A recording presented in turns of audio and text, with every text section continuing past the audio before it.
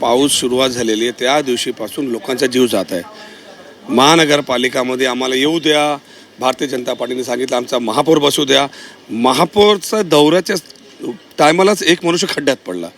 आता खड्ड्याच्या संदर्भात हायकोर्टाने सांगितले की आयुक्तांना बोलून ताशेरे काढले की जेवढे मॅनहोल तुम्ही भरून घ्या. मागच्या टायमाला एक डॉक्टर मरून गेला होता, या टायमाला 3 दिवस झाले 3 मृत्यू पडलेला आहे.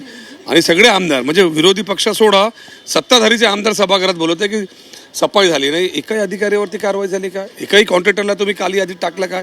एकावरती पण गुन्हा दाखल केला का? आज एवढे 100, 300, 400, 500 कोटी तुम्ही नाले सफाईवरती, रिव्हर सफाईसाठी गेले, कुठे गेले सगळे पैसे?